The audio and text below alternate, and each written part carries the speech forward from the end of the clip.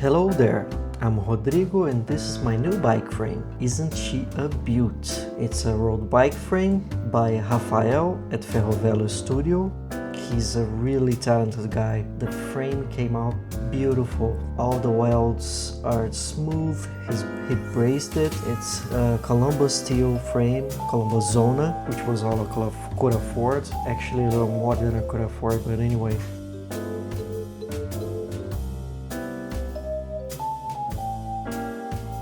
Look at those welds. And a really cool color too, if I do say so myself. It's called Mugello Rosso. Here's the weight, 2 kilos for the frame and 480 grams for the uncut OG Evking fork.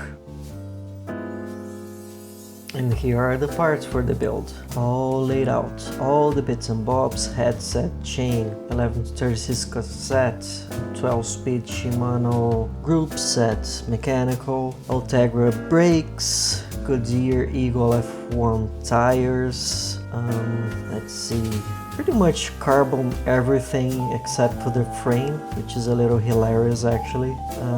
And man, I'm a sucker for those cheap Chinese carbon parts, and I'm not ashamed to admit it.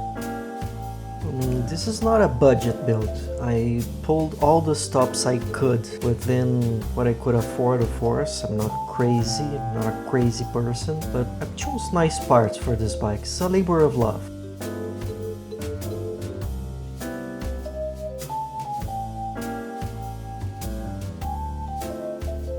And these are the tools I'm gonna use. Not all of them, but most of them. All here nicely laid out. A mix of bad tools, good tools.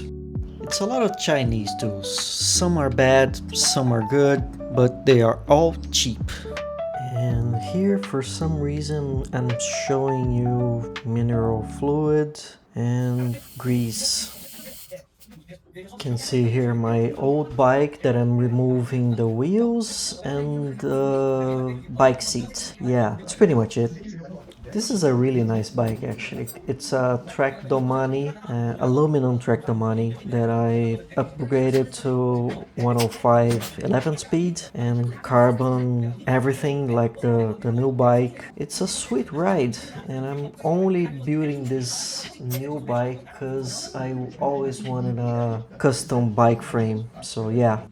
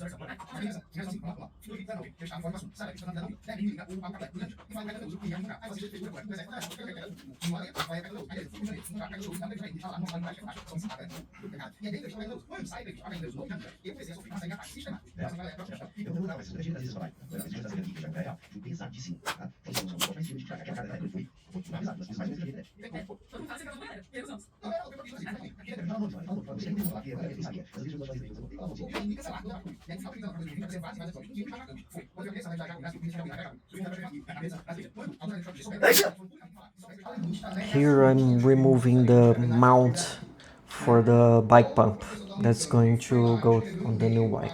Baixasse um cara, que é o dono da Jockey dos Estados Unidos, para dizer que tinha um stalinista brasileiro, que era autoritário, que era não sei o que, escrevendo na Jockey. Nesta mesma época, eu tinha um convite para ir para a Unicamp, o convite foi cancelado. Nessa mesma época, eu tinha um convite para ir para a USP dar uma palestra, o convite foi cancelado. Foram 3 convites cancelados em seguida, em sequência. Por causa desses caras. tudo por causa desses caras. Porque quando o Caetano fala meu nome, o negócio dá uma explodida, obviamente, né? Não, e até hoje, todo mundo fala, porque eu... Sim, o Caetano chamou ele para uma entrevista, depois vai no Bial e fala dele. Cara, isso aí provocou um ataque de lombriga, tá? Nos petisquistas da academia, que eu vou dizer pra vocês, foi um bagulho violento, assim, foi uma coisa de raiva contra o Jones, sabe? Uma coisa que eu não lembro de ter visto um outro paralelo até hoje, tá? O Johnny só cresceu por causa do Caetano. Enfim, mas aí o negócio da explodida, porque... Não é brilhante, eu sei, mas... Se nem eu disse, não tem nenhum, você não tem, isso aí, cara, mas assim, mas eu não tenho que dizer coisas que não que eu não sou versado nesse debate, tipo, Não, é pra falar disso. depois é que tá estudando, né? Já está agora. Consegui mudar? Pode. Aí, já vai mudando. Pronto, vai agora. E aí, esse vídeo, já dá, duas vezes esse vídeo. Não faz pessoas que não tem. Ooh, the chair makes an appearance. You can see here that I'm using a torque wrench as a wrench, which you shouldn't do, but I've at this point misplaced my wrench. Removing old cassette and discs from these wheels. At a later date, I'm going to put new wheels on the new bike. Really fancy carbon speed wheels. Oh my god, they are so nice. A treta que o Jones tiveram, treta, que não é treta, né? É basicamente isso. Eles dizem, Jones, não vem, maneira no tom aí, cara, porque não é assim, tudo bem, dá pra falar, mas né? Será que é a melhor hora? Será que é o melhor momento? Não sei se por minha causa ou não, sei mesmo, mas acho que Jones avançou um pouco nesse tom. Tá? Mas ninguém tá puro. Semana passada, ele, Derivaldo Maia, lá do PCBR, também foi lá pegar a INR para Cristo e dizer, olha só, a interpretação, que é o termo que ele usou no papo do cinema lá. Enfim. That small black cat, it's called Zelda. And yeah, I've watch/listen to videos while I'm working on bikes, and that stuff is staying. If you're Brazilian or otherwise can understand Portuguese, you come berate me in the comments, if anyone watches this video anyway. Mas assim, o Gustavo Machado chama o Elias de propagandista do governo chinês. O Gustavo Machado diz que o Elias não entende de marxismo, que o Elias é ignorante. Sabe? Veja um vídeo do Gustavo Machado de 7 meses atrás. Existe imperialismo chinês reagindo ao Elias Jabbour. A gente pode criticar o Elias. O Elias, ele tá lá pra tomar paulada, porque ele tá andando num terreno muito complicado. E ele vai tomar paulada pra caralho, porque ele vai errar pra caralho. Mas dizer que não é um cara que estuda China, dizer que não é um cara que tá tentando procurar um melhor entendimento de uma nova forma social e tal, eu acho que aí ia pegar pesado, entendeu? E eu acho que é desonesto. Não, isso no vídeo do Gustavo Machado. Removing the old tires, which are Continental Grand Sport Race. They are budget tires, good for the money, but they are a little heavy, so I'm going to put the new hotness on the new bike. Teve isso, mas tem razão, tem nos 28 as China fez para os países poderem esse país poder mais de 25 bilhões de dólares, e nos últimos 10 anos a China pegou 50 bilhões de dólares em países africanos. Então, além disso, os financiamentos da China têm uma característica, tem a taxa de juros menor, tem um prazo de pagamento maior, e a China não exige ajustes estruturais. O que é isso? O nível mundial, o nível prédio, exige qualquer forma trabalhista, privatização, qualquer forma de previdência, mas você imaginar, a China não exige isso. Mas assim, deixa eu mostrar um momento a respeito do que ele falou da China. Como é que chama então, se não pode chamar assim? Sabe? Se não fosse coleguinha, a gente é diferente, pensar, é diferente, né? Ó, deixa bem, talvez um camarada, né? Um cara que só bate, entendeu? Esse tem que ter aquilo o quê, pô? E é o que é o podcast. O Universidade do Brasil, desenvolvimento imperialismo, desenvolvimento socialismo. O podcast é um economista argentino. O podcast não acha que a China é socialista. O podcast acha que a China é um país imperialista. E o podcast diz assim, esse negócio não colonialismo da China é afetivo. Então assim, é o básico de Estado, sabe? E aí é muito fácil você bater liberal, que é certo, do ponto de vista político, um debate marxista. Vamos debate marxista, quando sai do assunto da estritamente capital, não é mais mesmo. Ele falou que Hitler é a melhor Estado. Hoje, então, até no século XXI, nasce fascismo com sempre aí.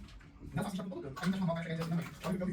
Aí também ele falou isso, eu disse no chat que falou, eu tô em ligação, eu não vi essa frase. Mas eu tô em ligação, não é possível que tenha dito isso. Essa parte eu tô cabeça.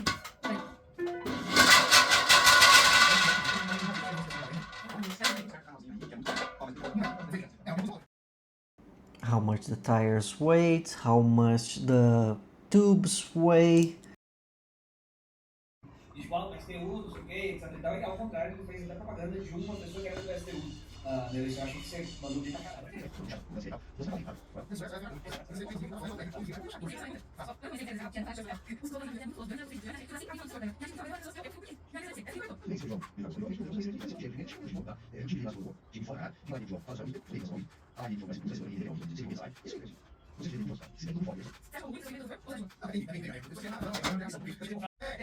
Gotta pump up those tubes.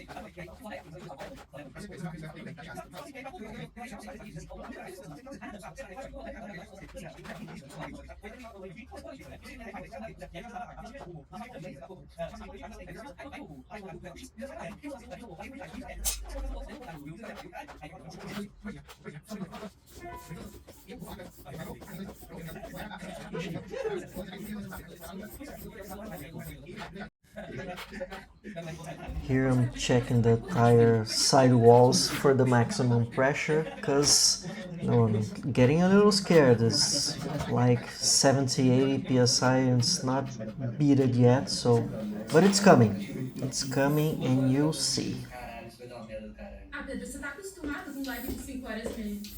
Não tem problema com o tempo, mas 2 horas de porrada é tipo assim, você faz boxe 3 minutos, né? Você não fica ali 35 rounds, vai dar uma merda do caralho.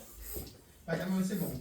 Vai ser bom. Vai ser bom. Acho que é uma live para um conteúdo para colocar a bola no chão. Inclusive, conteúdo. Deixa eu ver aqui o Gustavo. Oh! Os livros estão aqui porque ele falou que eu citei, né? Never gets old. Eu falo assim, pô, galera, vamos fazer uma crítica. 90 psi. Em vez de chamar o cara de propagandista chinês, para ver a interpretação que ele tem da teoria do valor do trabalho, isso aqui não custa nada. Eu acho que ele ia junto com a teoria do valor do trabalho desse livro. Né? Vamos Eu já ouvi você falando.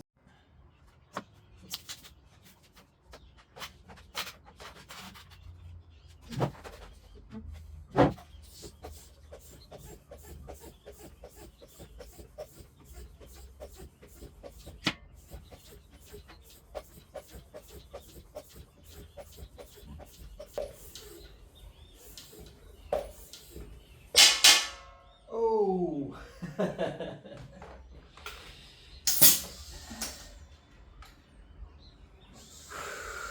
90 PSI.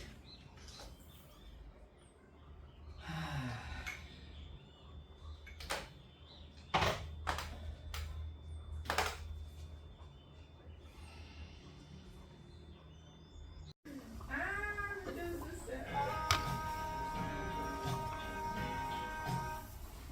Lodote, a primeira thumb que saiu hoje foi da sua treta. Sua pseudo-treta com o Jones na live de ontem. Ouve, pra quem não tá sabendo. The big ass cassette. This cassette is like a dream. It's pretty heavy as you can see, but it's so good. The range is awesome. The cadence and higher speed is flawless. Like really, I don't understand why more people aren't talking about this cassette. And yeah, you can shave a few grams by switching the steel lock ring of lower tier group sets for an aluminum one.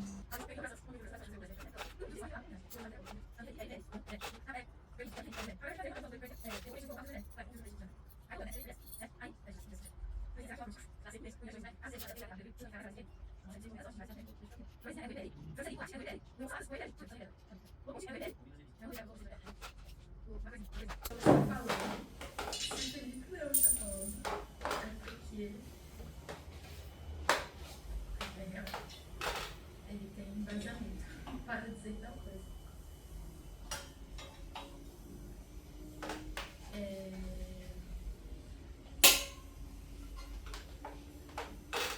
Pedro entrou nessa treta porque esse é um negócio dele. Porque tá envolvido, né? Florzinha está convidada para os encontros. Caralho, vocês, o chat me convida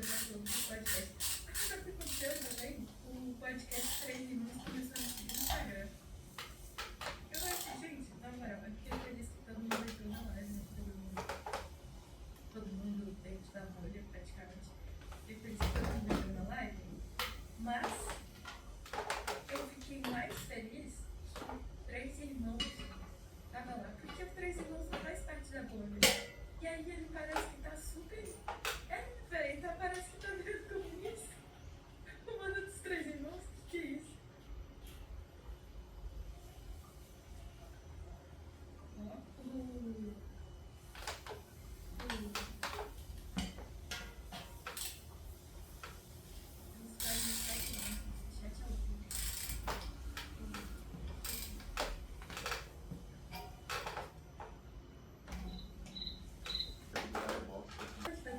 Todas elas estão relacionadas e muito mais profundas do que eu imaginei. Denúncia, cadê a Jovem Pan? Pois é, ainda não tô na Jovem Pan. E... Tem mais? Na thumb eu acho que ainda... Pois é, o link dos stories não está funcionando. Andrei, para de escaralhar, Andrei. Acabei de trocar. Meu canal é de cinema, mas The free hub on these elite wheels are insanely loud. I'm not a huge fan of the sound actually. Ih, ele está trabalhando. Ele está trabalhando. Traseiro, então é 140. Checking to see if the tire is properly bedded in, which it is. Criar uma regra própria no meu canal. Eu vou estar colocando live Pix aqui para valor mínimo de R$5. Você conseguiu essa promoção imobiliária também lá. Ai, meu Deus. Configuração. This is a special moment, right? When you start actually assembling the bike. It's special, and it's one of the reasons why I'm even recording this. I've been building too many bikes lately. It's fun, but it's starting to hit my wallet. So part of this is for future me. Watch this, enjoy the process again, and maybe cool off the urge to start another build. Also, I just really enjoy building bikes. Documenting it like this lets me relive it whenever I want, so Tá certo? Especulação da live de Crazinho.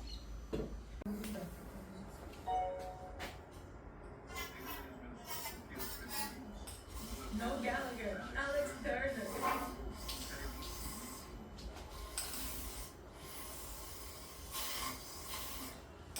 É.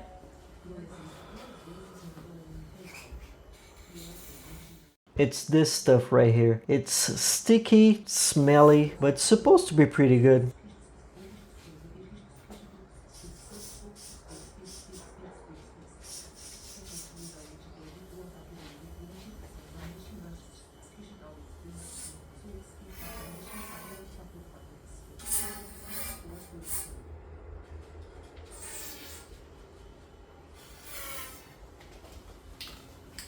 É a gente dos famosos. Isso acontece quando não tem moderação. No site de live Pix, beleza, o intelectual brasileiro renomado e muito importante fez um vídeo em inglês refutando o seu ponto de vista a respeito do grande depois.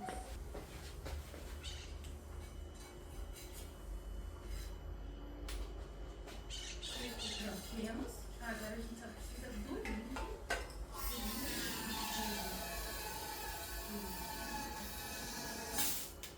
That stuff went everywhere. I had to scrub the floor afterwards. Agora a gente pega o da licença. But it's strangely satisfying. Not sure why.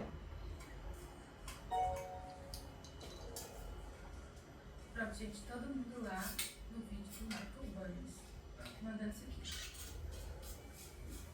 Acho que não tá funcionando no chat.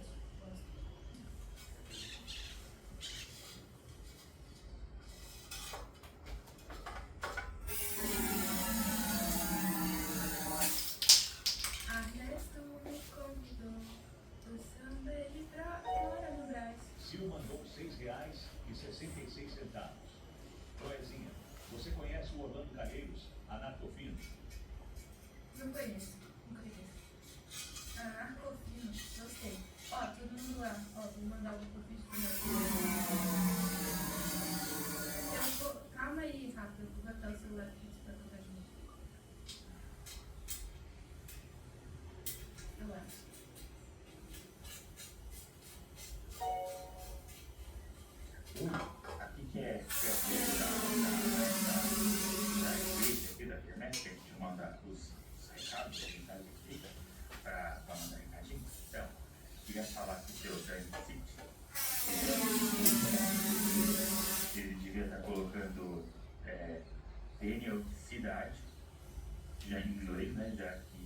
que ele tem sítio aqui, e também que eu sou de esquerda e estou cagando na cabeça daqueles que fazer Laconte, porque ele só consegue mandar os live pix de R$ 1. Acho que ele tá passando fome, gente. Vamos fazer doação pro moço da direita, não passa fome não, porque ele acha que é mais esperto que a...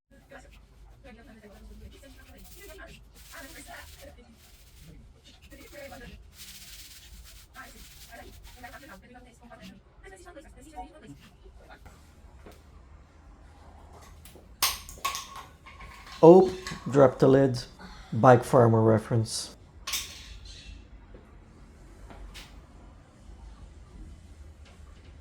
This is carbon paste, of course.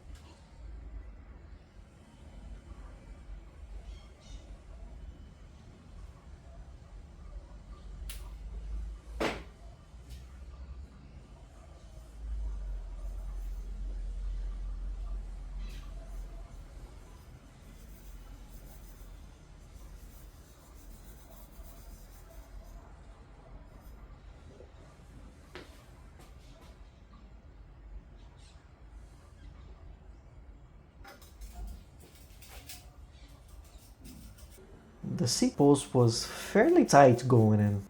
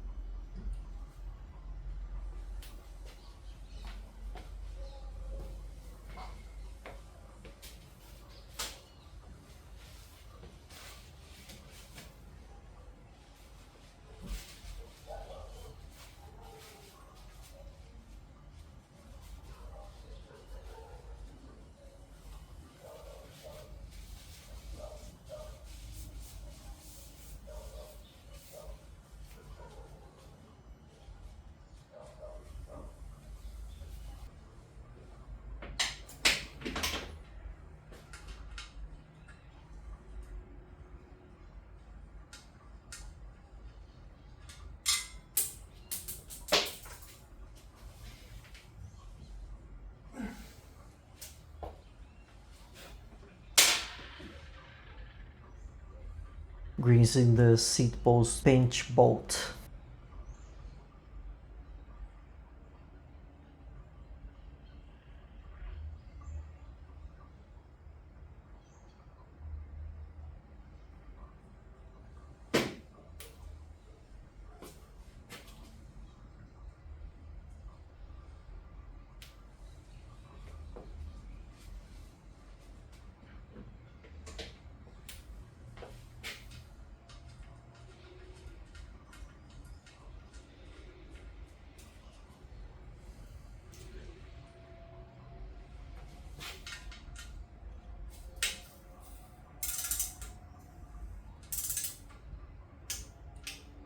Five Newton meters.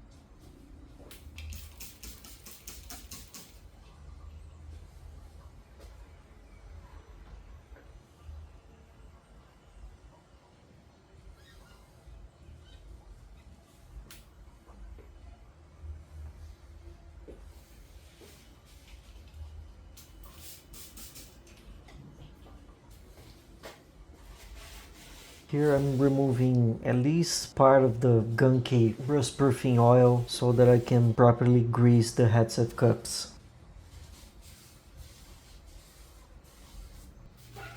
Cardboard box and sandpaper being used as a ghetto facing tool. I'm gonna file this in the if it's stupid but it works, it's not stupid category.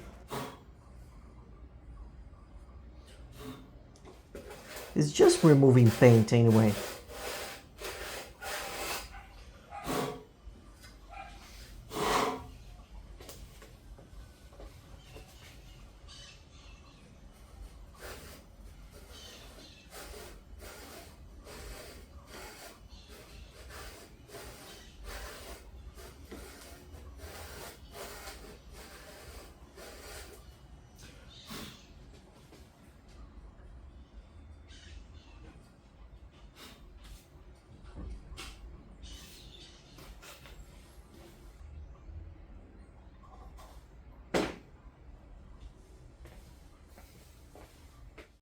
And this is the grease I use. Really good stuff, highly recommended.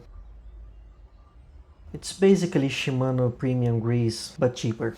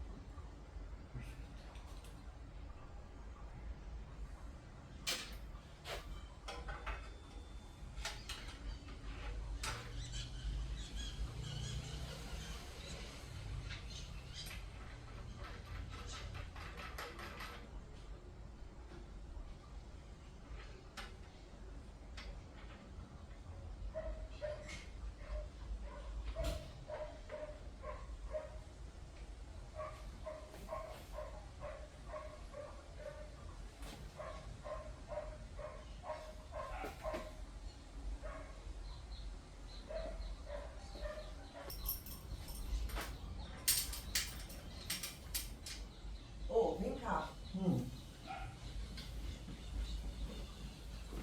Tira aqui. Brief appearance by my wife here. Yeah, I'm leaving this in. Gostoso? Passei hoje às 6h30 da manhã. Pô, potente na parada, hein? Né?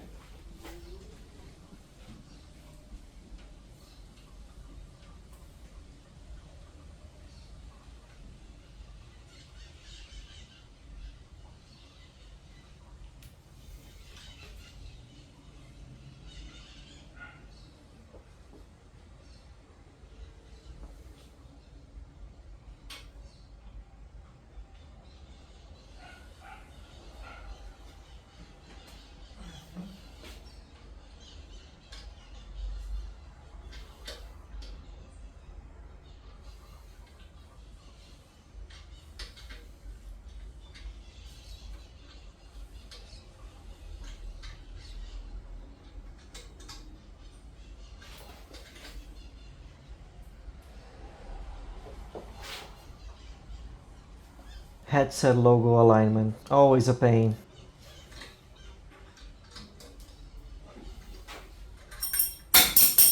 I'm starting to notice I drop a lot of stuff. Cheguei na escola e falei, tira lá a integral, meu filho. E aí...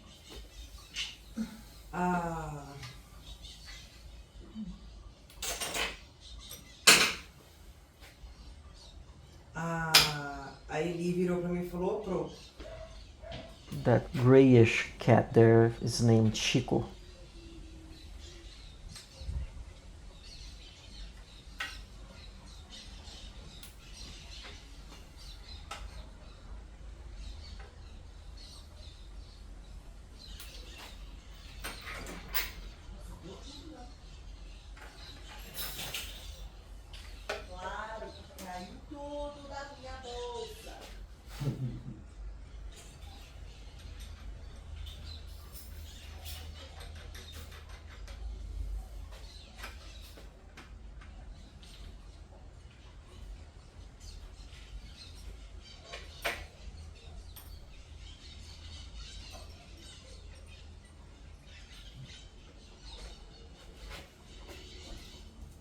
Parkour!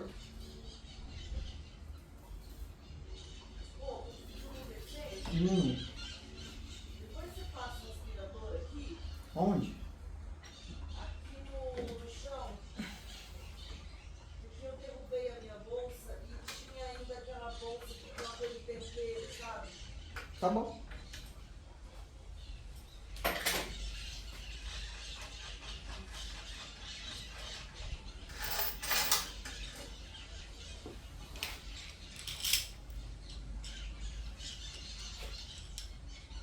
Thumbs up for a job well done and cleaning the excess grease here.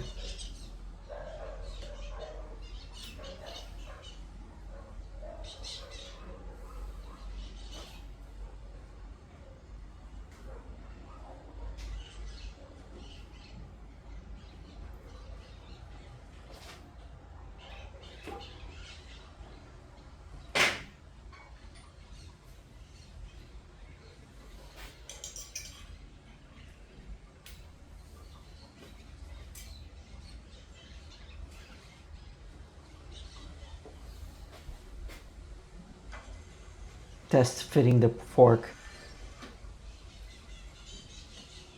That fork, by the way, is an OG Evcan fork. It's an older gravel fork that they don't make anymore, but it's perfect for this build. I bought it new old stock. It doesn't have any bosses or anything, and it's not crazy wide. It's rated for 35mm tires, but probably a little more. Perfect for me.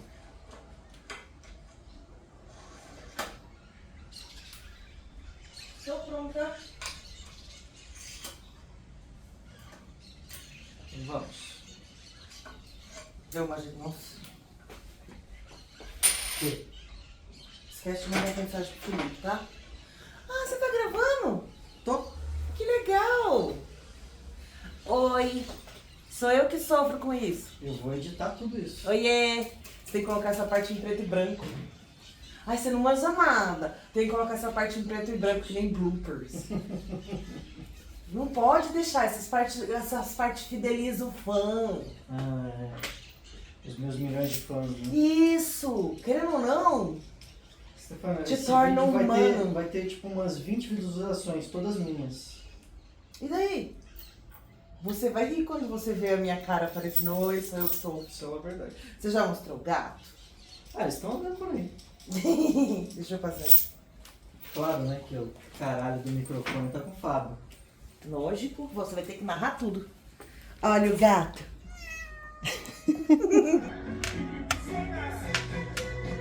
Here I'm comparing stock heavy headset hardware with what I'm gonna actually use.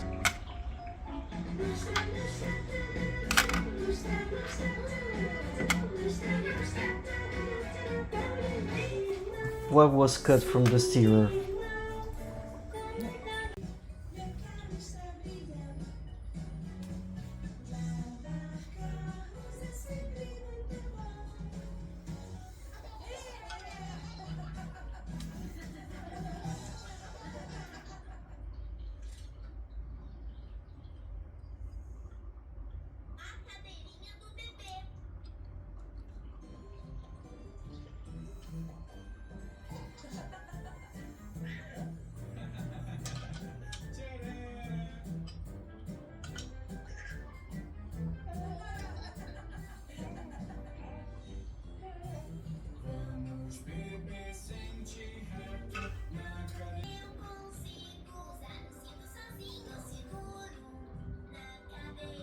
Greasing of the bearings very generously.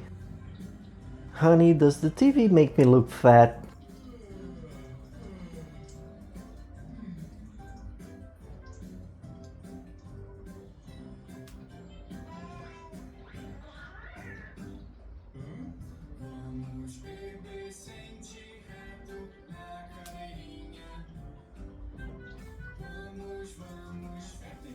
It just dawned on me that I'm gonna listen to this stupid music every time I watch this again. Oh man, so annoying.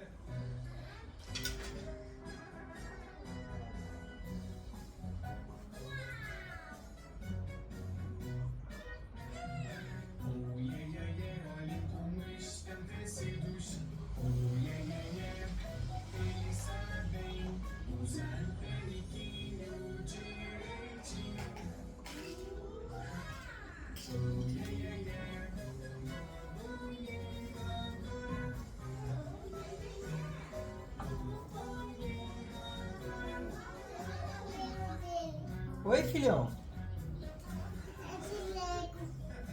O que é de Lego, filhão? Oi?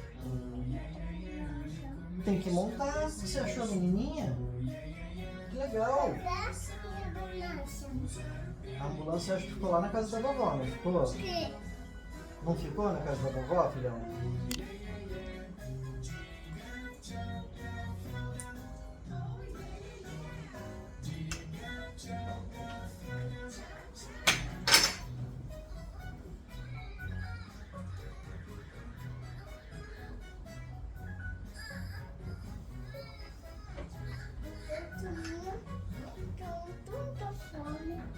Você tá com fome? My son is asking for Quer food papá? here. Hein, filho? Quer papá? Quer papá? A gente vai fazer um papá então, tá bom? Vou só fazer essa parte aqui e já vou terminar, tá?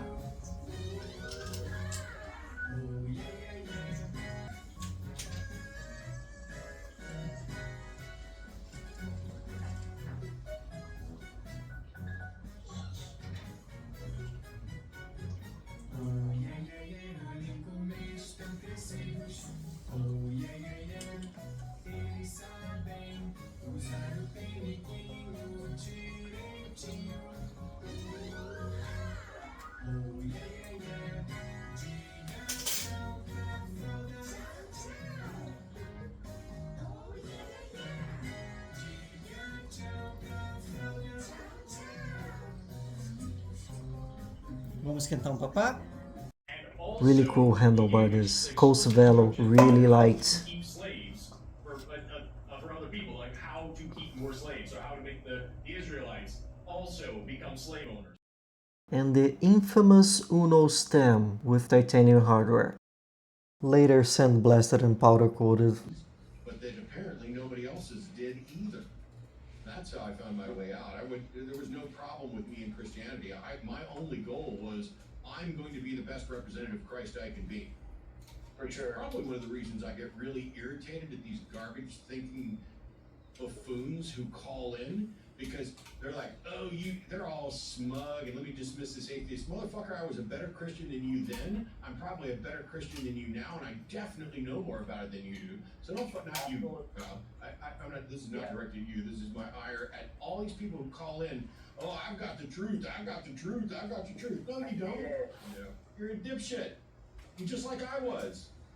Because you were lied to, you were manipulated, you were indoctrinated, and you were surrounded by a whole bunch of other people who were lied to, manipulated, and indoctrinated. And when you are surrounded by all of those people, that says a reinforcement of all those solutions. So of course it feels real, and of course you feel love. And of course when you're standing there in church and you're singing praise hymns, you get goosebumps, because that's what fucking music does. Not what God does, that's what music does. I like that perspective. Yeah. Does that answer your question for Matt? Because I have one more thing for you, Kyle, and then we'll probably start moving on. I just want to make sure you were done with your questions for Matt on that, because I didn't want you to feel like you were stifled on that. No, yeah, you're good. Okay, cool. So a minute ago, Matt wanted to make sure you got that question in, and I really appreciate that. I now want to also ask, just to follow up to what I was talking. We talked about the Pharaoh, we talked about the slavery and all this thing. You know what we're talking about, right? I don't know if you've read in Exodus 20 something, 21, I believe, where God gives explicit instructions on how to beat your slaves and how long you can keep them as property and pass them on to your children. Have you read that? Are you familiar with that? I haven't heard it yet. Yeah. And he gives different instructions. A lot of apologists. Sorry? A lot of the Christians I have around me, if I have a question, they immediately get pissed off. Oh, you're questioning your faith. Oh, your faith ain't strong enough. You must be a true believer. All this other nonsense that I'd rather come to an atheist that is at least a free thinker. That's what I like to call an everlasting thought stopper. You are questioning your faith, and God doesn't like that, so stop thinking so hard. Don't use the brain that God gave you. The thing is, God gives their specific instructions in Exodus for Hebrew slaves and for non-Hebrew slaves. If they're a Hebrew slave, then you set them free after 7 years, and it's mainly just to pay off a debt. except there's a special exception to that rule. If they come in single, then you can give them a wife and children, and their wife and children stay your slaves forever, and they can go free unless they want to keep their wife and kids, in which case they go through this weird little ritual, and then they're your slave forever, and everybody else is slave forever and gets passed down like property to your children, and there's rules about how to beat them properly and all this shit. We can agree, I hope. I'm gonna ask you this, and I want you to answer sincerely. Can we agree that that's fucking evil, Kyle? That is fucked up. And I am so glad that we do not live in biblical times like that, to where I would curse at my mom and she could fucking stone me. That would be brutal. Yes, exactly. And so, like, these are the rules of the God of the Bible: is stoning children, keeping slaves, stoning women to death. If you rape a virgin, you can pay her dad $40 and then she's your property, and like all this shit. Like They're putting the wheel so they can align the handlebars properly. That God himself passed down, and Jesus never corrected. In the New Testament, Jesus says, "I come not to change the law, but to fulfill it." And I am not. Using this handy laser tool from China. Good stuff. For that, on the spot. That's okay. It's something to think about. And I'll It's tell a you good thing to think about, because we've been going at this for like 30 minutes already, Kyle, and I got some other callers I need to get to as well. So there's a lot to think about. Yeah, so I hope you do think about it. And if you bring it up to your Christian friends and they try to argue the Bible with you, just remind them that, like, well, yeah, dude, if they try to argue the Bible with you, here's another fun thing to think about. Over 24,000 people starve to death every single day, including over 10,000 children. 10,000 babies, children, starve to death every single day in this world. God's in charge, and he's okay with that. That's part of the plan, and most of those people aren't Christian. So they're going to 5 Newton meters in the steer, 4 Newton meters in the handlebar. That's moral. That's the system that you're worshiping. So I hope you do think about these things, Kyle, and I hope you call us back sometime, especially if I'm on, because I'd love to talk to you. I think you're really honest about what you believe, and I'd love to help just like pick at it some more. And maybe we'll never agree, but I think we're having a really good conversation. I think the people listening are benefiting from our conversations. I appreciate your guys' time. I appreciate what you guys do. Começando a se parecer com uma bicicleta.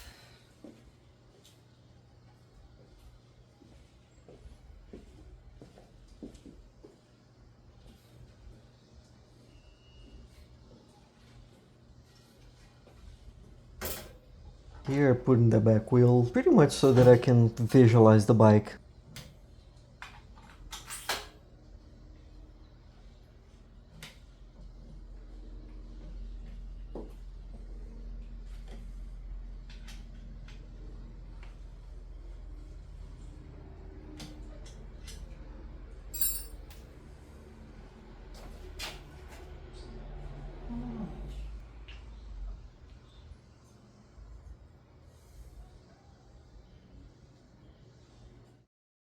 Part 2 anti-seize compounds.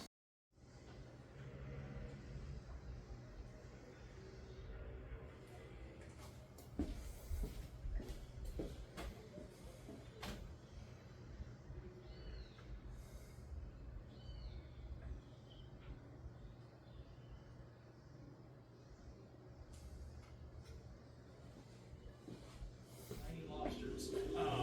Who's the atheist who wants to know why personal experience doesn't count as evidence?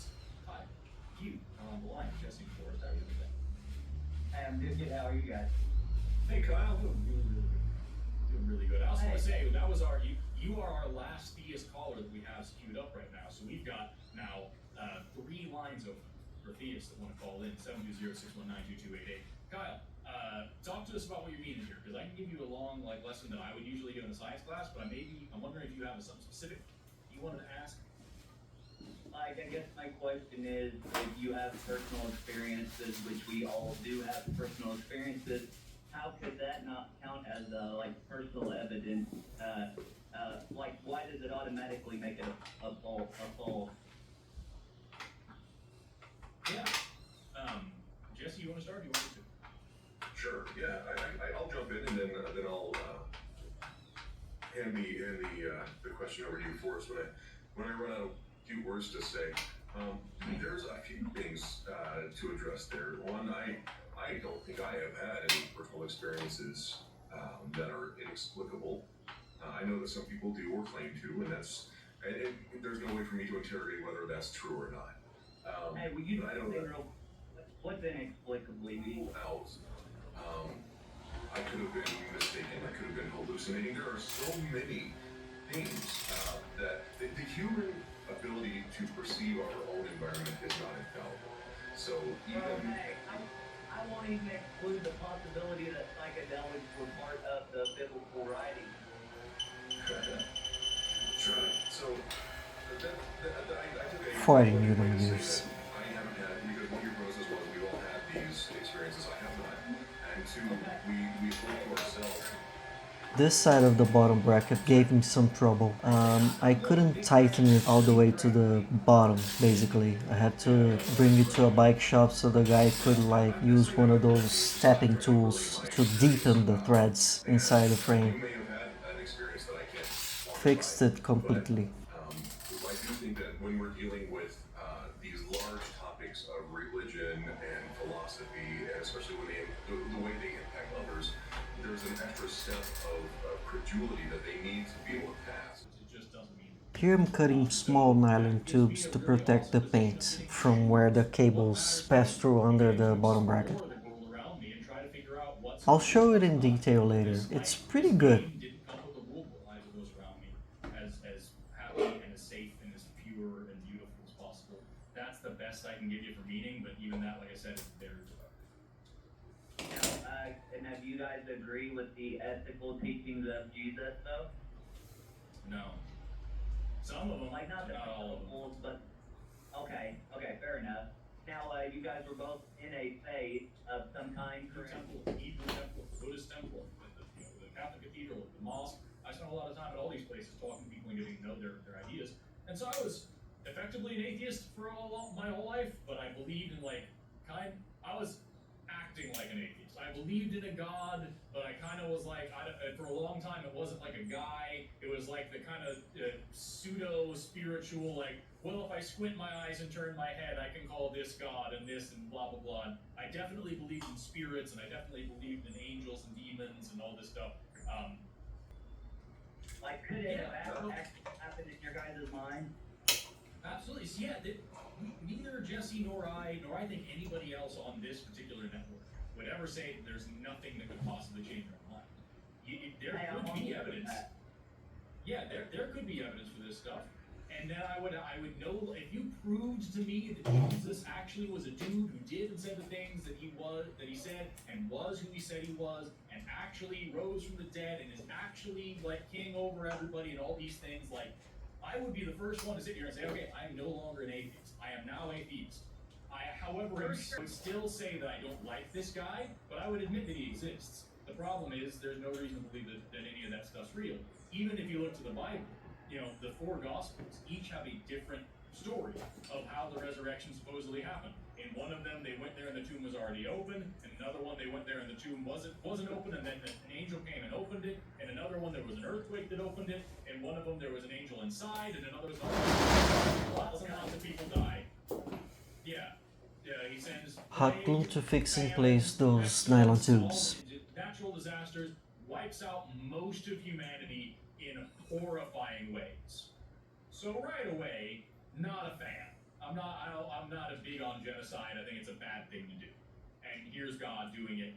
That would actually be the third time be the second time he did it himself. No, pardon me, it is the third. It's the third time in the Bible that God commits genocide himself. It's not even close to the third time that he orders it. He orders it several times. But so I know God's super pro-genocide in the Bible, but with Satan, he has a 1,000-year war with Satan, isn't it? I think that's how long it is. Which, unless Satan is actually an adversary for this guy, is ridiculous. If God's as powerful as Christians say that he is, there's no need for any of that to happen. He could snap his fingers, and that would be too much effort to have it be, over with. But I guess that's what's necessary. Then he has this whole situation where people can choose to follow the devil and go to hell and all this stuff. Why? Why do that? Why not just forgive people of their sins and be kind? and say, hey, I love you, and so I'm not going to allow you. Why the fuck did he make hell in the first place? And then that brings us back to the first thing, which is that the first question is, why is he judging us? He's judging us because he made a group of unrealistic, completely ridiculous rules, and then made us sick. We were born sinful, unable. Boy, that's a lot of hammering. I like to think this was because of the poorly fitted bottom bracket cut. It also doesn't spin that freely. That I can attest that did improve after the fix. The whole story of Revelation is just the final chapter of an entire book of God swinging his dick around just to prove how big and powerful he is and making his ego everybody else's problem. And Revelation is like the pickle on top of that shit sandwich. It's the biggest way he could possibly do that. It just sucks. Man. Well, yeah, Revelation sucks. You're right. God sucks. Like, that's the thing, man. God is a big dick. Like, the whole thing, like, take the we mentioned a minute ago with the Pharaoh, with pulling the Jews out of Egypt and all that thing. The Pharaoh refused to let the slaves go, so God sends another plague. And then the next line says, the Pharaoh was convinced. He wanted to let the slaves go, and so God hardened his heart so that he would not let the slaves go, and then he sends another plague. God interferes with the Pharaoh's free will so that he can continue showing off by torturing the innocent people of Egypt. Adjusting the preload here, but it was all redone afterwards. And I think there are also several times where the people in Egypt are demanding the Pharaoh end slavery because God keeps punishing them. And then God comes and forces the Pharaoh to do something evil by keeping slaves so that he can continue punishing and killing people. And it all culminates with him killing every firstborn child in Egypt. It's all so that he can kill a bunch of babies. That's the end goal for God, is to murder thousands of babies who don't own... Did the babies own the fucking slaves? No! They're babies! And he makes them slaves again so he can murder more people. And then finally, they come to the promised land, and God tells Moses, hey, you've been leading them this whole time. You've been a good and faithful servant. You've done all these things for me. But I feel like you shouldn't go in there, though. You've kind of just been a dick anyway, so fuck you. And Moses dies on the hill before he ever gets into the promised land that he's been fighting for eons to get to. What an asshole! This God is not a good person. He's a terrible, stupid person who makes terrible decisions and then punishes everybody else for his bad decisions. And the Bible is an awful, awful book full of immoral, terrible people. Oh, and by the way, speaking of fucking Moses, the burning bush, read that too. Because Moses talks to God in the burning bush, and God's like, go tell people that you're my servants and that I'm going to free the Israelites. And so Moses goes to do that, and literally the next 12 line Newton meters. is that God attacks Moses and tries to kill him, and the only thing that stops him is that, I think it's his wife comes out and quickly gives him a circumcision and throws his foreskin on his feet. Literally, God's like, go, my child, go do my will. Fuck you! And he just like attacks him and starts killing. And the only thing that stops him is somebody cuts his dick. And he's like, oh, well shit, now he's got his dick cut. I guess I'm not gonna kill him anymore. Again, not spinning very freely, and I'm trying to adjust it here. Ultimately, it had to be redone. The Bible's a great way to get. Yeah. Sorry, I'm yelling for a minute. It's a terrible book. Bro, you good, man? Oh my gosh.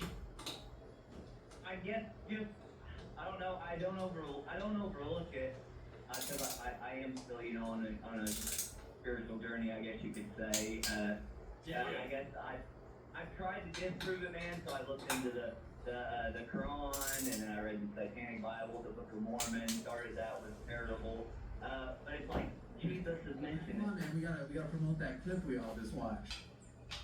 Well, I'd rather not show. Okay, well, Daddy has a $2,000 a month red oak habit, and I am your production god, and you will shill when I tell you to. Dance for me, baby. Go. Oh, God damn it. Why did my life come to this? Go to patreon.com/call-a-line and donate. God damn it. This is what happens when we let live chatters write our scripts.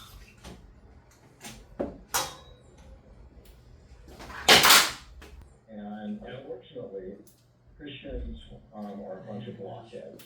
There are three views that the Bible or Christians have held since the beginning of Christendom. One is the eternal conscious torment view, which St. Augustine popularized, and it's unfortunately. While I installed the front derailleur here, it's interesting to note that I asked Rafael to raise the mount for the front derailleur a little bit lower so that I could in the future conceivably install a 4830 chain set and not have to use an adapter. Are going to tell me that the Bible believes or teaches those. Physically in a place above all of the names.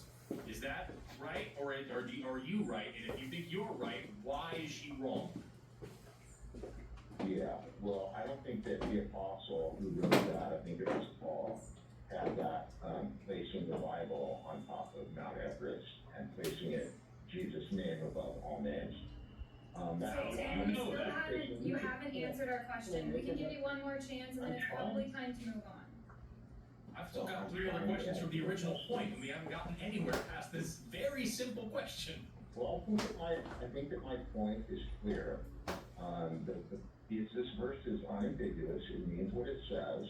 And whether it's Aristotle or Moses or Muhammad or any of these notable people in history, whether it's religious or philosophy or any other place, Jesus' name is the most familiar name in the world. You have made that point over and over again. We understand that you think that verse means that Jesus is famous.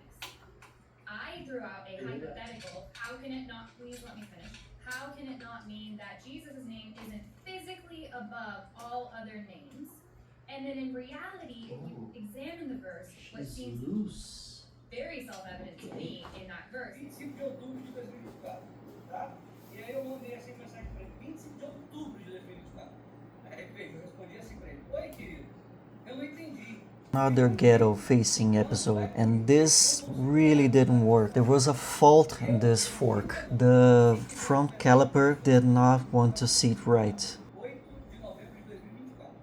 I had to bring the bike later to a seasoned mechanic so that he could very patiently with a file bring the thing back into alignment. It took a lot of work. The guy had to work at it for several days. I actually was worried that he couldn't do it and I would have to buy a new fork, but in the end all worked out. The guy said it was the worst he had ever seen a fork. Just my luck.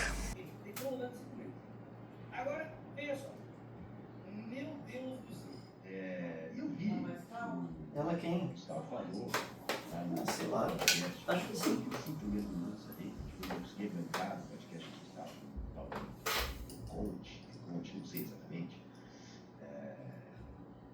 Que eu não conhecia o tal do coach, esse eu fui assistir pra ver, eu via uma thumbnail do vídeo passando e tal, conheci um bom debate, o cara seria bacana, etc. E o Pedro é só decepção ultimamente, né, gente? Só decepção. É o que eu digo, eu nunca racionalizo. Inventou a porra do termo, Beto. Ah, você tá gravando, né? But yeah, this caliper was a nightmare. I worked at it for a long time, got really frustrated. So I'm cutting it all out because it was ultimately futile. Eu ia perguntar se podia pegar o telefone, mas melhor não pegar. Bom ficar longe.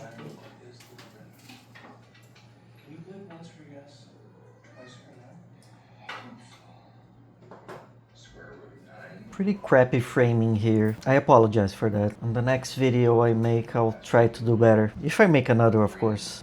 This was a lot of work.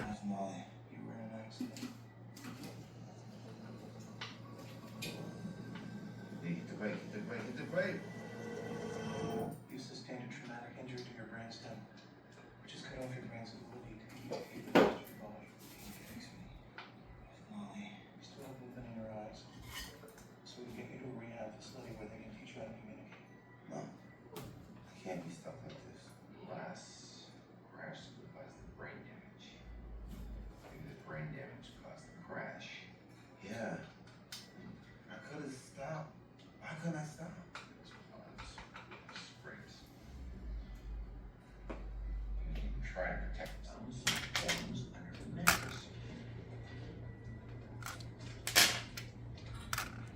That's some wake weenie stuff right there. I have those from before, I saw no reason not to use them. Speaking of weight, this is not gonna be a light bike. It is a steel frame, a 2 kilogram steel frame, so it's not gonna be a weight weenie build or anything like that. And I'm not changing the crankset and the cassette, which are pretty heavy, because they work so well. The shifting is like a Swiss watch. It's flawless. God is also the guy who opened his car door in front of me. I think Molly was right. I think you were sitting here to make me Como é que eles estão conversando? Na cabeça dele. Ah, tá. Ele tem um goggle que deixaria a vida deles melhor.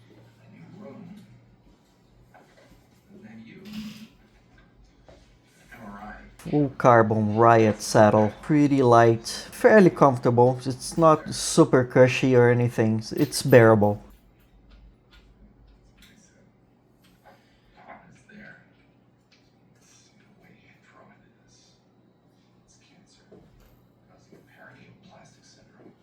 Unfortunately, our current doctor thinks it's diffuse nature means an infection. Bad news is the antivirus has got you on. Kill you. I'm not gonna die. Good news is they just almost kill you. Dr. Idiot realized this thing is not a coincidence. And let me do whatever I want. Thank you. So the irony here is kind of fascinating.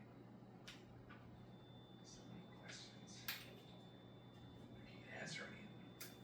It would be fascinating. I get it. You're a little nuts, aren't you? Wife is the one getting you through this. Wife and me. Although frankly, the MRI is far more useful than 4 hours of hand holding. If you had a wife, you'd know what matters. You're a good guy. Easy to talk to. Wait, something's happening. What's happening to me? It's an happen here. Your patient is seizing. Doing up there anyway. Antiquing. Why don't you go Lake Victoria Corset? Come by later. I'll tie you up. Be hitting on her. If she turns around, she's in tone too. And there you have it. Sorry I didn't show up in Midtown. I didn't get the message. Probably because there was no message. I decided to accept your resignation. I thought we were past this. I decided to stay. No, you didn't. I decided for Refers the word roadster to one of the rarest, most valuable modern cars in existence. But here you also have some other special things, specifically a 200-mile-an-hour speedometer. You don't get that in your E300 diesel. And this little window over to the right in the gauge cluster will tell you what gear you're in. I'm showing here the finished cable routing. That kink you see there between the hole and the lever was super hard to get right.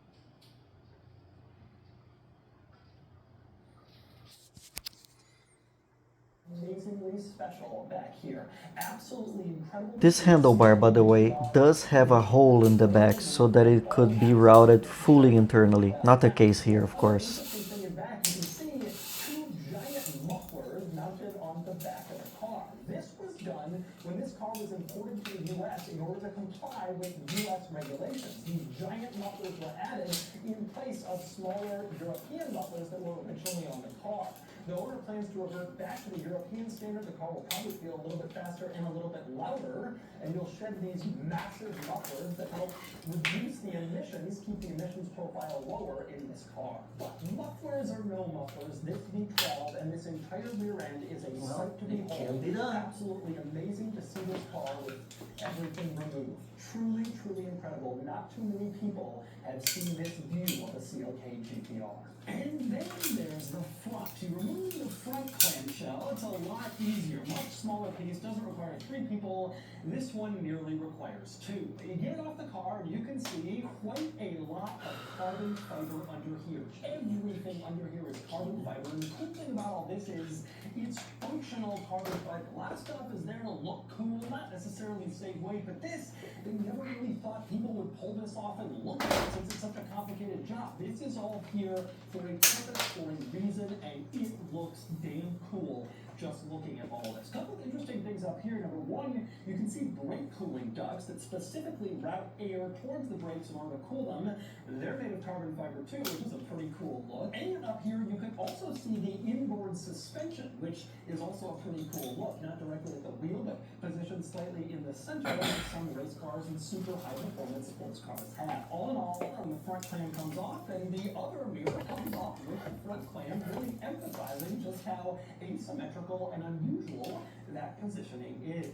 There are, by the way, two other interesting items worth pointing out up front. For one, you can see how unbelievably low this car is, and under that front splitter is actually a piece of wood, which is actually fairly common in racing applications. You'll see wood here, probably because it's cheaper and easier to replace than carbon fiber or some other piece, but it's interesting to actually see that on a car like this, one this valuable, but there is a wood piece there under the splitter. Also up here, you'll notice a tow hook. It's kind of pushed into that lower front grill right now, but if you're going to tow this car, you can pull it out and then obviously stick a hook to that in order to pull the car around. That tow hook, of course, would have been useful for the race car. If it got into an accident or broke down the track, you could pull it up onto a tow truck, and, well, it's also useful for the road car. Now, one other interesting thing about the CLK GTR is that it was never officially sold when it was a new car in the United States, anywhere in North America. Mercedes-Benz was building so few of these that they decided they could find buyers in other markets without having to comply with all the U.S. regulations, so this car was never sold here. A few of them quickly came in under the show or display exemption for super rare, low-volume cars to be driven limited miles to shows or displays, and now these cars are 25 years old and legal to import in large cars. But this car wasn't sold in the States. If it had been, the price tag would have been astronomical. Back in 2000, around $1.5 million, which was a massive number for a car back then. Nothing else cost $1 million at the time. The Ferrari Enzo, several years later, was only $650,000. This was twice that price tag, but it was tremendously special and rare. And so we gotta wonder, what's it like to drive a CLK GTR? Amazingly, the startup procedure is the same as any other Mercedes-Benz. You just stick that CLK key into the ignition of the race car. That was a pretty good turning radius. I'm shocked. It's a pretty big car. The hoses and cable outers are all Shimano. The cables themselves are not. They are from China, but very high quality, stainless, pre-stretched, polished. They are awesome. I didn't use original Shimano cables because I didn't want the coated stuff that doesn't age very well. I find that the bare metal cables last longer and feel nicer for longer. And oh my, this bike shifts like butter. It's super smooth, super light, amazing. The best shifting bike I've ever had by a mile. I'm running the cables dry, by the way. She doesn't know. Look at us. Do you realize what you're doing? Oh God, the light's turning green. Green. It's just a normal everyday C-Class. Go! This is terrible.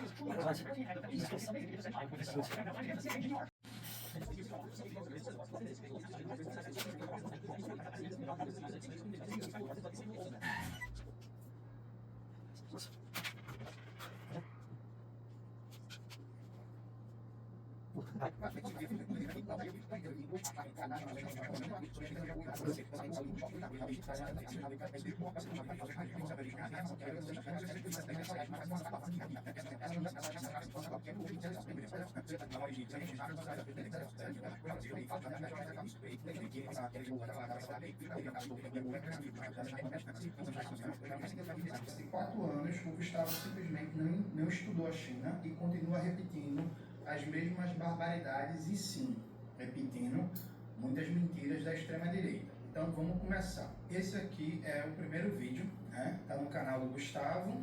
E aí o título do vídeo é Existe Imperialismo Chinês? E aí eu coloquei a partir dos 37 minutos, que é basicamente a partir daqui que o Gustavo começa a citar dados factuais. Até então ele está debatendo teoria do imperialismo, está debatendo o que é capital financeiro em Lene, o que é exportação de capitais, é uma formulação muito mais teórica. A partir dos 37 minutos ele começa a falar da relação China-África, da relação da China com o mundo e começa a citar informações factuais que supostamente comprovam a sua visão sobre a China. Vamos acompanhar, vamos ver o que é que diz o Gustavo Machado. China, ela aparece como uma concorrente preferida mundial de forma muito estranha, ou seja, ela oferece empréstimos para então ele admite agora, a China concorre com essa mídia, já inclusive fazendo empréstimos a outros países, né? Será que a solidariedade isso aqui é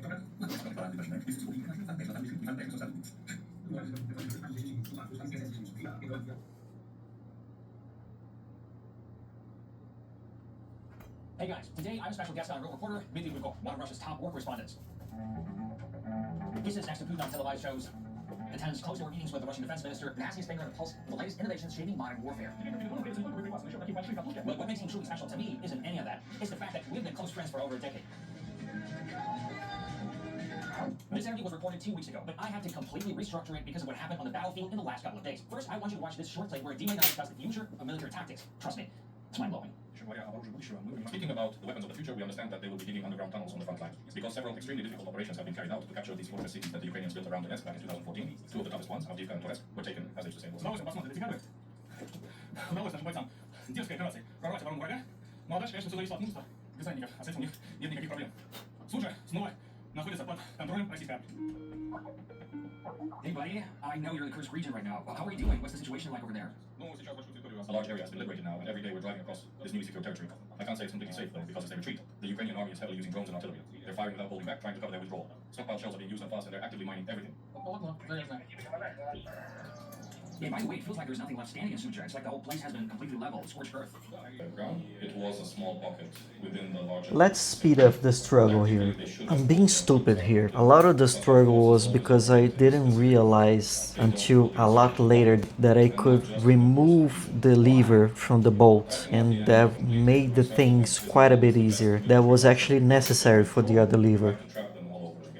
Sometimes it's better to leave a small corridor, knowing that Zelensky will never order a retreat, and that they'll be commanded to hold out to the last man. That way you can keep getting everything moving along the supply route. That's how it was in Volodya, in Velika Novosilka, and now in the Kursk region.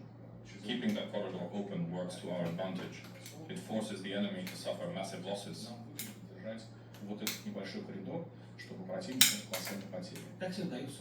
But how do you even manage to film something like the assault on Olgovka? It looks like it was shot from multiple angles. The whole attack is captured step by step, just like in a textbook. First a tank moves in, then the next position is hit, then another one is cleared, and so on. Well, it's not just camera operators filming, it's the commanders themselves. This is how they see the battlefield today, through drones. So naturally, there are recordings. My team was actually one of the pioneers of this kind of multi-camera coverage of intense battles. We place separate cameras for mortars, howitzers, tanks, infantry.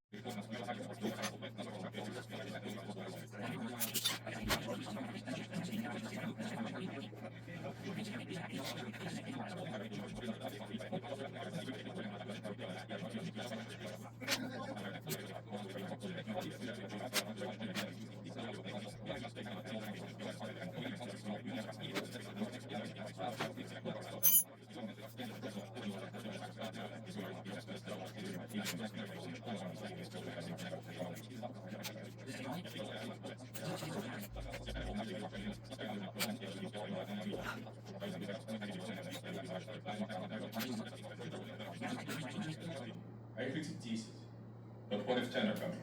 The tank can survive a few hits, but eventually it will be destroyed. But what else can the Ukrainians do? They're given the same orders to push forward. They just hope that out of 5 vehicles, at least one will make it. That's the kind of losses they're facing during resupply operations. That's why there's now active discussion about using lasers to counter drones. Both we and the Ukrainians already have them. A couple of years ago, Rostec demonstrated such laser systems. They have a rotating turret that can quickly aim and fire a small energy pulse. An FPV drone is extremely fragile. It has just 11 parts. A child could assemble one. If you slightly damage the battery or propeller, the drone is out of action. A short laser pulse would be enough to disable it, and if they develop a reliable targeting system that can detect FPV drones on approach, the turret would keep rotating and destroy an endless number of them. Well, that's like straight from Star Wars. It's crazy. Now it really is Star Wars. But for now, these are still makeshift solutions. Just look at how drones are fighting in the sky. For example, there are net launching drones. A drone flies up, releases a net, and the enemy's reconnaissance drone comes crashing down. It seems like a simple and effective solution, right? Well, not exactly. It's expensive. Producing net launchers in large quantities is quite costly. Western audiences might not be familiar with this Russian movie called Brother. In it, the main character makes a homemade gun using a file. Well, the same kind of makeshift shotgun is now being mounted on drones. They fly up, shoot pellets at enemy drones, and take them out. There are also ground drones on tracks that move across the terrain, and they're hit from drones in the sky. It's all drone warfare. For now, this is how it looks, but with each passing month, the technology is becoming more and more sophisticated. That said, ground drones aren't proving to be very effective. Why? First, there are constant communication issues. These drones operate on the ground, but the relay needs to be positioned higher up to ensure the signal reaches them. So the connection is pretty unreliable. I've seen a lot of ground drones, and they all have the same problem. They don't have the same off-road capability as tanks. Most of the time, they're taken out by the same thing: steel anti-cumulative wire used on tanks. A piece of it breaks off, gets tangled in the tracks, and the robot just tips over sideways like the Wally robot in the cartoon. The drone just can't move forward anymore. There was this one incident where, from what I understand, the Ukrainians weren't just shooting in your general direction, they were specifically targeting your film crew, and you had to run from one building to another to take cover. So was this a deliberate hunt for you? Were they specifically after your film crew? We don't know for sure.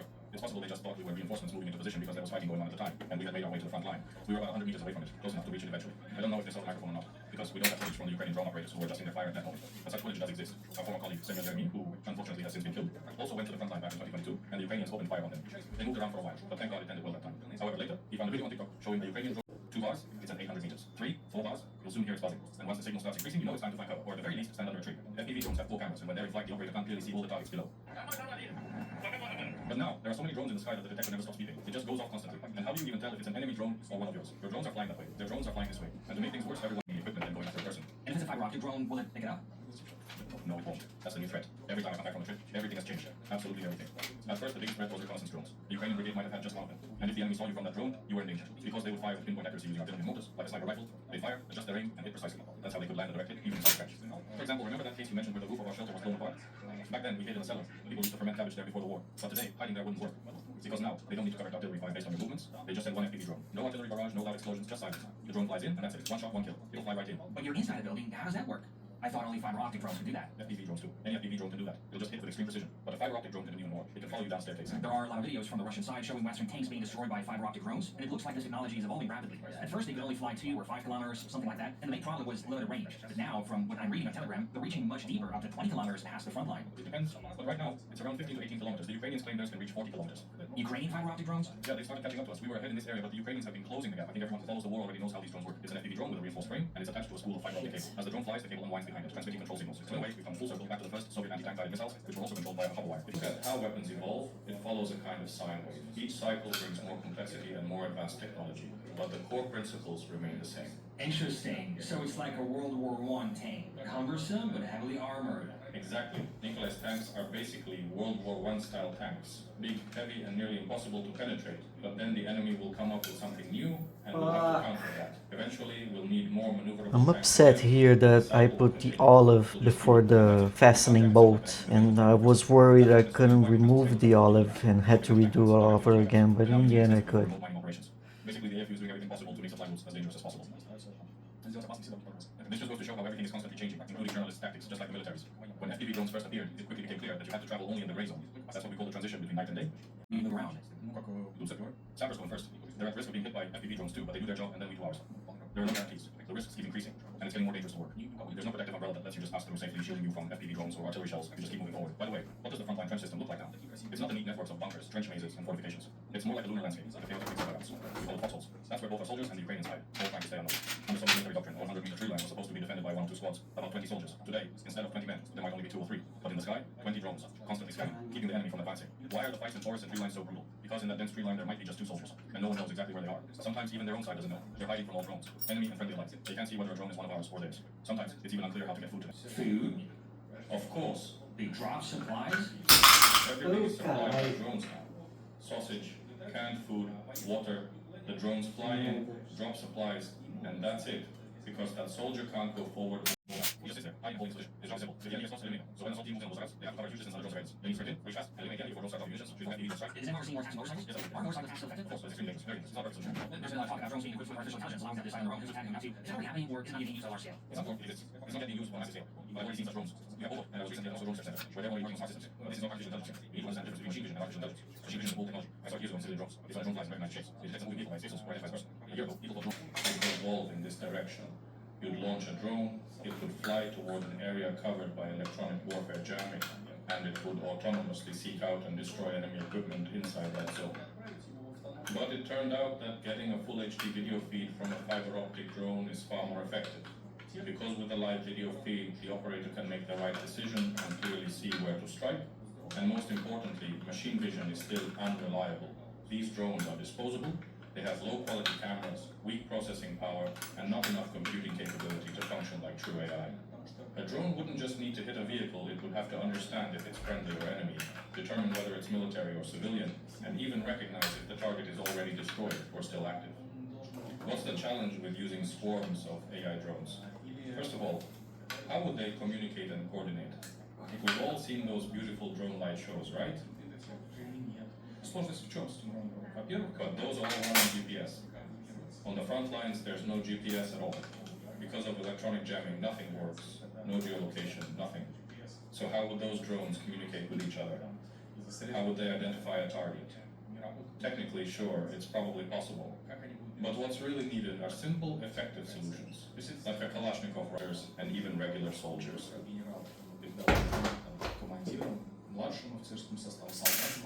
Well, let's talk about Vladimir Putin. The Russian president regularly holds direct line. It's a format where he interacts with the public and journalists. And you were one of the hosts. You were sitting right next to Putin. When the cameras were off, did you talk about anything? Was there anything behind the scenes that you can share? Прям поделиться тяжело вот именно с этой точки зрения, потому что в эфир не вошло ровно то, что... Well, it's hard to share much because what wasn't aired was exactly what the enemy could use. These were topics related to the combat readiness of our forces, certain proposals and challenges that needed to be addressed. That's what's mostly discussed in these meetings. During his first meeting with war correspondents, the president said, "You are my squad of scouts." That's how he sees us, as people who, as civilians, can offer a different perspective. We see things differently, and we present information differently. At the same time, it's important not to overdo the presentation style. In large operations, emotional outbursts, exaggeration, overnight comments don't sit well with people making critical decisions. For them, emotional statements can create distrust and lead to discussion. Putin doesn't like his bits. Definitely not. He doesn't go with the ethics around political reactions. He prefers things to be concise, factual, to the point, and backed up with solid evidence. He expects clear data, arguments, and solutions. Not necessarily noise. We actually talked today about what we call the seminary who we worked with a long time ago. I've been on the first meetings with Commander in Chief in 2022. He brought up FPV drones and mentioned a small group of enthusiasts in Donetsk who had started using them as an unconventional strike weapon. The president was very interested. The documents were passed on to him. I think that was one of the early steps towards scaling up FPV drone division to our military. By spring 2023, the Russian program was launched with the army, and by summer 2023, FPV drones played a key role in developing counter-offensive in South Asia. That's why there's no need for Jean, just delivering information properly. It's something extremely important to be heard. And in general, we feel that war correspondents are being heard now. We have a direct communication channel with the Ministry of Defense and access to top officials, allowing us to quickly relate and analyze marks. For a soldier, the reality is not simple. It's possible. It's real. Every single day. Most soldiers try not to pay attention to any of this. Eventually, they just stop looking at the news and focus on their job. You have to understand soldiers' mindset. But some scientists don't have to look at they already said that they are dead. It's like something inside them is holding back because then it's easy to cope mentally. I felt it myself several times. It's a kind of dark psychology. So when you're away there, fear creeps in, and your mind starts racing. You think about everything that will happen. But then something clicks, you realize there's no turning back. And once you come to terms with it, the fear fades. After that, a soldier begins to rely on something else. Will deal with fate, will argue with God, will lack. Will he make out alive or not? It becomes a personal test, it becomes survival. And people start talking about how this will all end. It's actually very far from us. No matter how much harder it is for great soldiers, or people something entirely different. Their own president is saying, no matter what, the war will lead. There will be elections, we will keep fighting. He said, and we openly respond to prevent elections. We will continue the war. We will not make those concessions. What exactly are they even fighting for? Imagine being sent to the Kursk region, down a burned out road filled with destroyed vehicles, seeing nothing but wreckage ahead of you, and knowing this is what you're walking into. And the worst part, it's not just anyone. The adrenaline, the spotlight, and everything that comes with it. Have you thought about that? Of course. I'll set up a studio in the next room, and I'll start my own podcast. Let's see which one of us becomes the next Joe Rogan faster. Honestly, I'll transition easily. I never set out to be a war correspondent. I was just a regular Russian journalist, and then war broke out around me in 2014. It happened by chance. But at the same time, I know that right now in Russia, there's an entire generation of war correspondents because they're covering what will be remembered as a crucial moment in our country's history. In a way, it's a service, a duty. I have a lot of friends from Stavropol who are fighting. Many have died. This is how I help my country. I'm not involved in an information war. My job is to tell the stories of bravery, courage, and heroism of the soldiers fighting out there. Just so people thousands of kilometers away from the front line know what's really happening. Thank you for the interview, and good luck on your next assignment. Wishing you a safe return, come back in one piece, and with more great reports. Thank you. It was really great talking to you. Same here, buddy.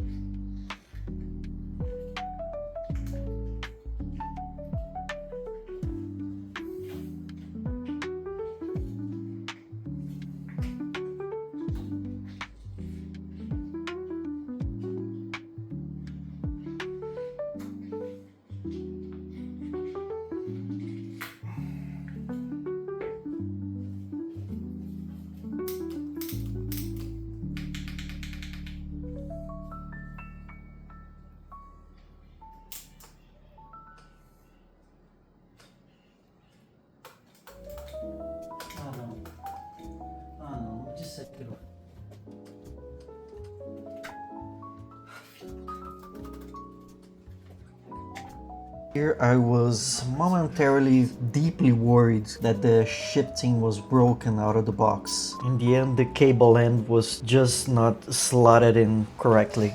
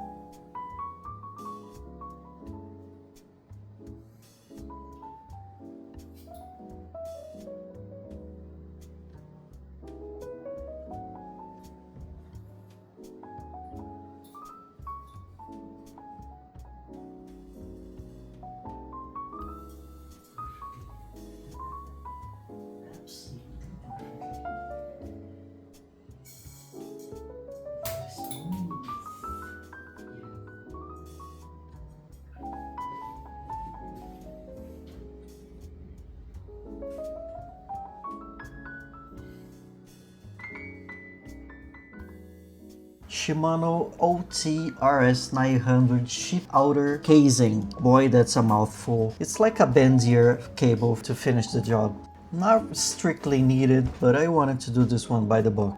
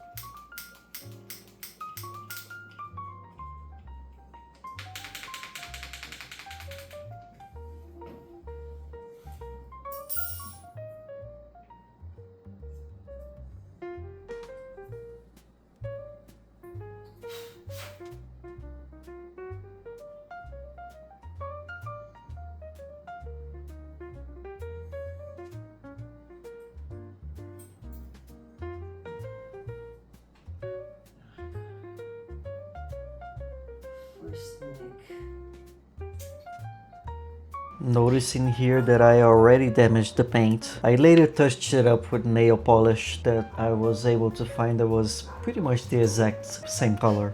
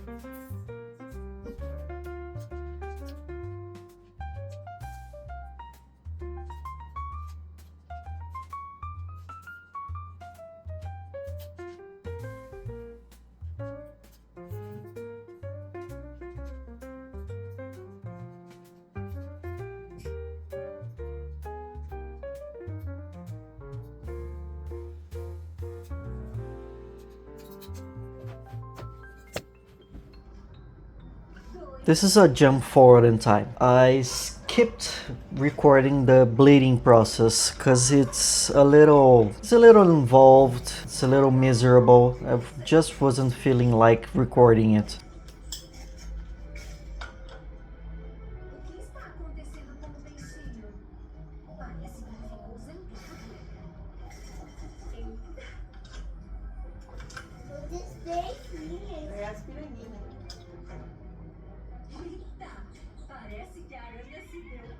Só ver, eu só me avisar que eu abro, tá bom?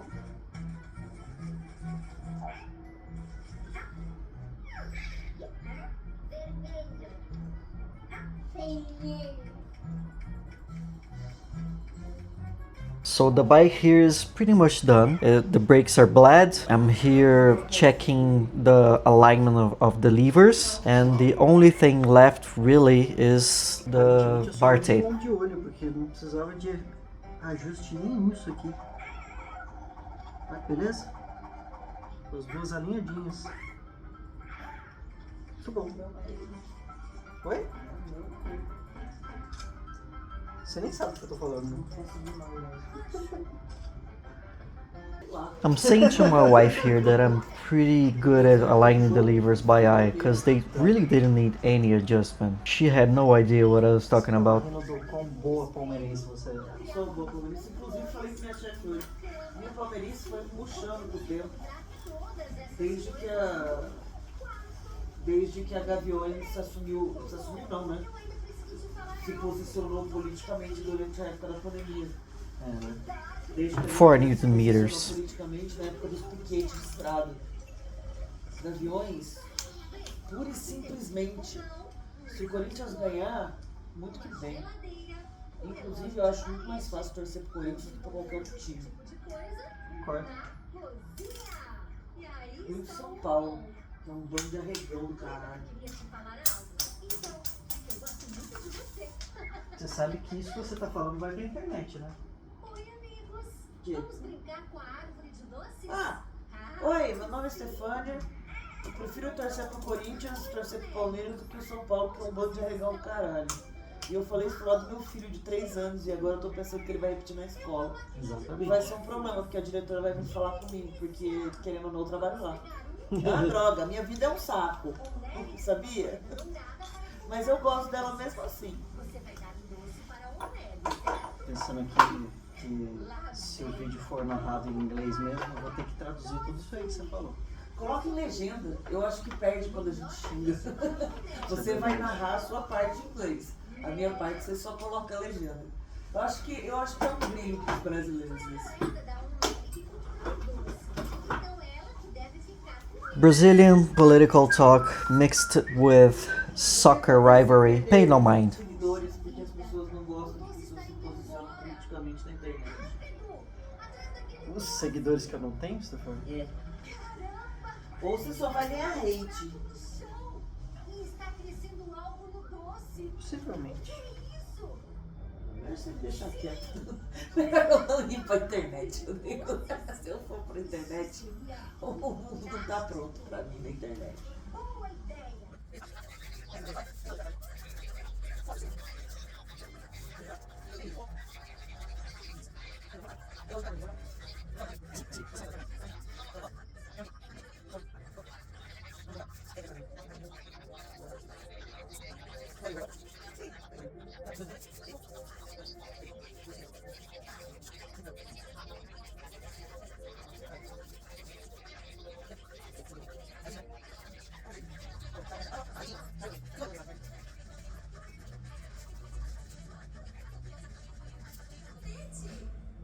Here's my 3-year-old son. His name is Martin, and he's the cutest, sweetest little boy in the whole wide world. Fica de guidão na bicicleta, filho. Deixa aí, não mexe, tá? Não, filho, não.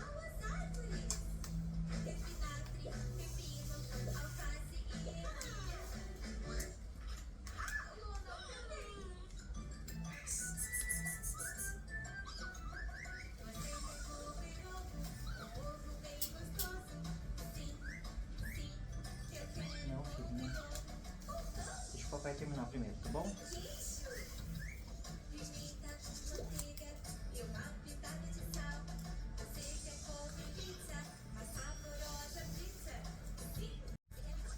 A lot of wrapping and rewrapping. I was ultimately not very satisfied with the job. I think I stopped a little short. I'll probably buy another tape and redo it soon.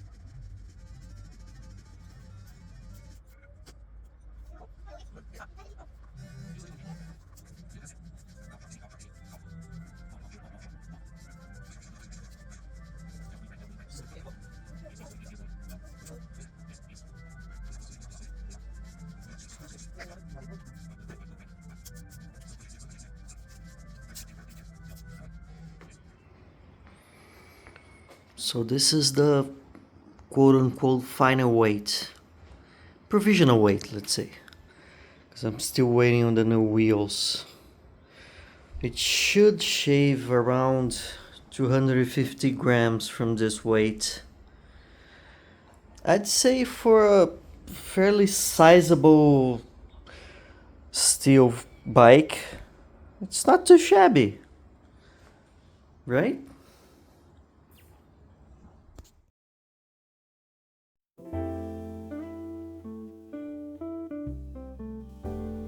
Showing off some details here. You can see that I have to put a little cable clamp there. The cable was bulging up a little bit on that area, so I have to do it. This is epoxied on.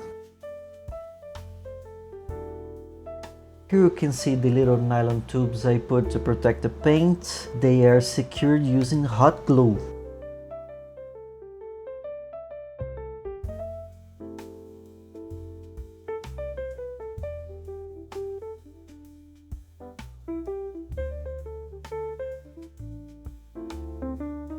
Pretty proud of this cable routing for the front derailleur. It's mostly for aesthetics, but I'm happy about it.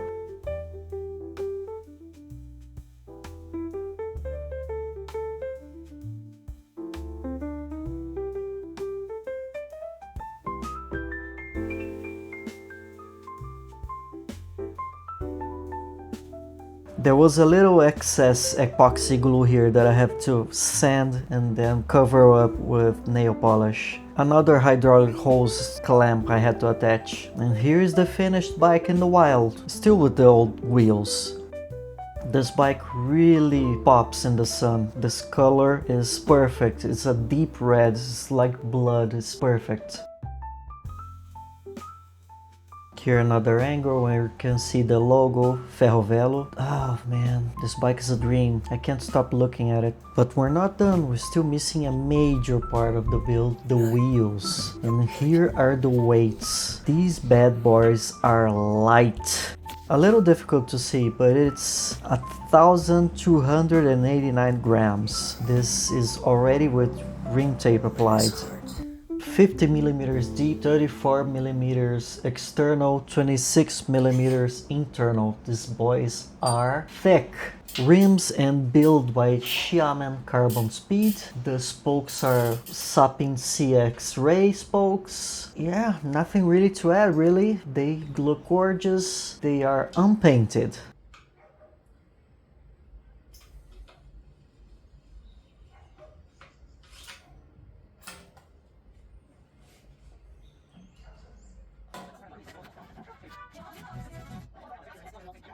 And you get to see me do it all over again.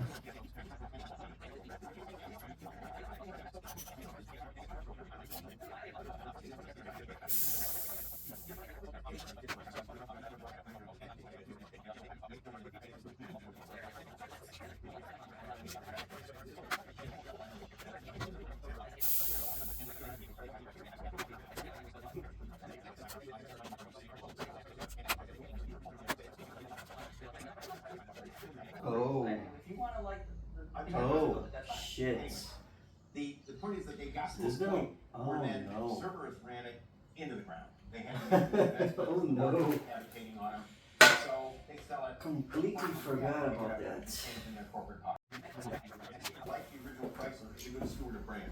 But FCA, Behold the new and they're looking at hotness. selling it, or they want to merge with GM. They wanting to merge with GM. Let's check if the valve stem is long enough. Right, just long enough. No, I have to poke a yeah, hole. there's a whole story there. Oh yeah. Nice. Let's talk about the So system. this is 50mm deep, very wide. This is 34mm, 26mm internal. Here I'm removing the end caps with some difficulty, by the way, to grease behind the bearings.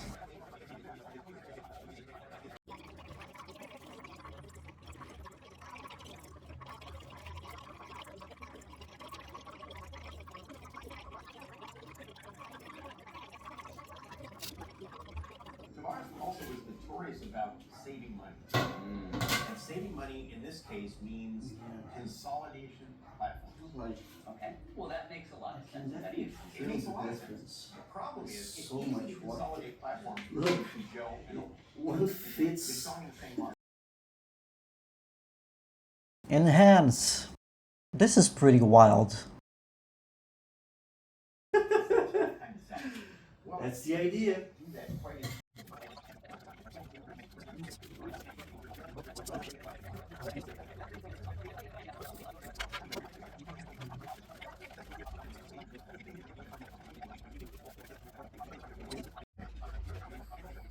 To Escalade, and it was Whoa. it's the scale of it over there. Yeah. Which is not becoming a crossover market too, but we're talking about it's an Equinox size crossover market. And that's big. That is big. But you see the could you imagine parking that thing? Are we still talking about that? Very, a lot wider. Do you think they'll promote someone internally, Nice. or will they go outside? This is what I and wanted. Bring back, say, an Alan Mulally. Very good. Lush. Oh yes. This is beautiful. That's the Home Depot guy. Nice.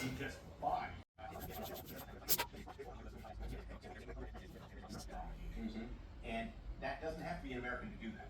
Doesn't, not even close. But it has to be somebody that understands Wow. that. And someone that doesn't delegate and say, clean up Europe. Carl's going. Well, Bring her back from Lebanon and smuggle him in an instrument case again in here. No, they have to go outside. This was 30mm in the other wheel. 30. The strengths and weaknesses, how to make the American market work, and to delegate through Europe.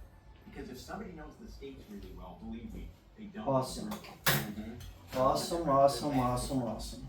And they cannot get hung up on China. Very nice. Whoever it is has got to basically be willing to say,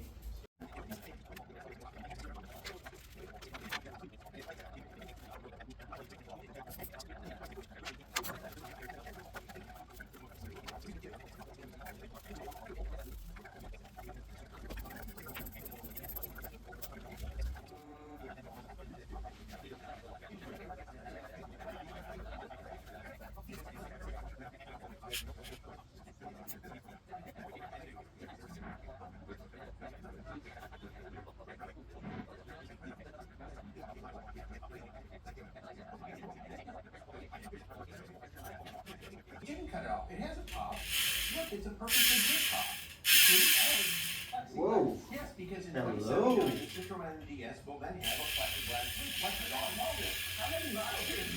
Very different. In production. Well, obviously a long Ratchet hub, by the way.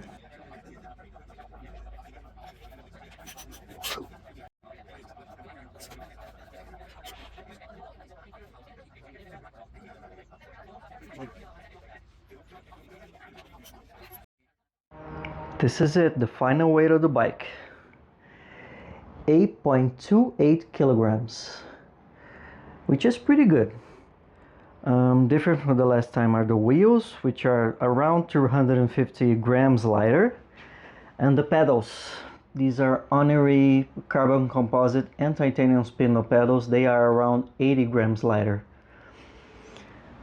The bike is with Garmin mount and bottle cages, so pretty much the official weight, no cheating here. I could conceivably push this bike below 8 kilograms, messing about with cassettes and chain sets, but I'm not gonna do that for the foreseeable future.